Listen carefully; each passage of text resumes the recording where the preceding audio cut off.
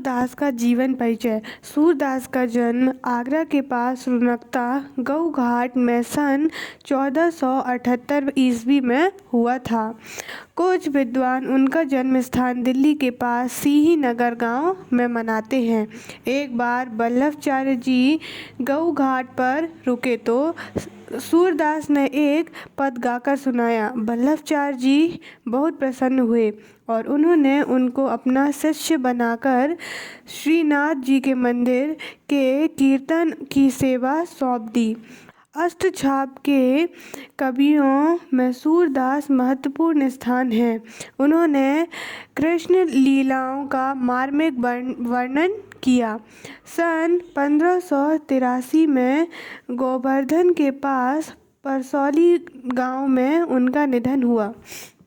सूरदास का जन्म जो है आगरा के पास रुनकता में सन 1478 में हुआ था और कुछ विद्वान जो है मतलब कि कुछ लोग जो है उनका जन्म स्थान दिल्ली के पास सिंही नगर गांव में भी मनाते हैं।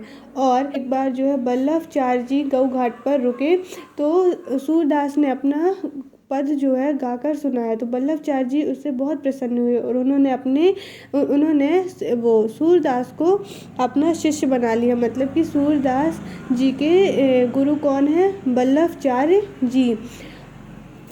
और अष्टछाप के कवियों में सूरदास महत्वपूर्ण स्थान है और उन्होंने जो है कृष्ण लीलाओं का मार्मिक वर्णन भी किया है और उनके पिता का नाम जो है रामदास है और उनकी मृत्यु जो है गोवर्धन के पास परसौली गांव में हुआ था और सन जो है 1583 में हुआ था। अब उनकी रचनाएं जो हैं वो हैं सुरसागर, साहित्य लहरी और सुरसारावली। काव्यगत विशेषताएं में पहला जो है भाव पक्ष में पहला है वात्सल्य वर्णन।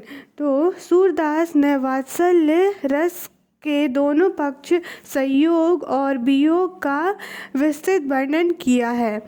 कृष्ण का घुटनों चलना, अपनी छाल को पकड़ना आदि लीलाओं का मनोहारी चित्रण सूरदास के काव्य में हुआ है।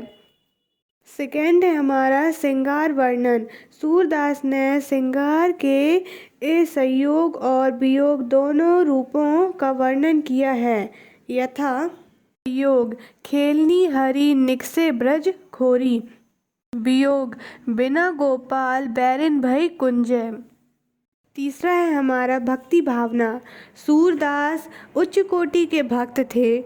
उनके आराध्य कृष्ण हैं। उनके मन में कृष्ण के प्रति अनन्य भाव है। चौथा है हमारा प्रकृति चित्रण। उन्होंने प्रकृति का बहुत सुंदर वर्णन किया है। अब हम देखेंगे काल पक्ष। तो काल पक्ष में पहला आता है भाषा। तो सूरदास की भाषा सुललित मधुरमयी ब्रज भाषा है।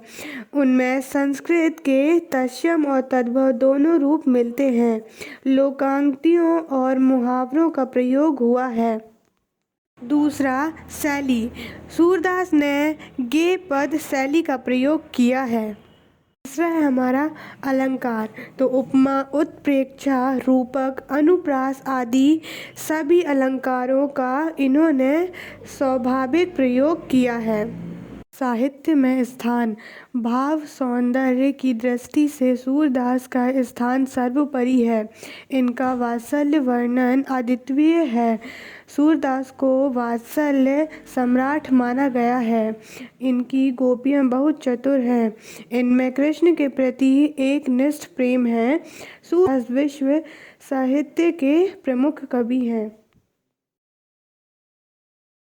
Thank you for watching this video. Like, subscribe and share and keep supporting.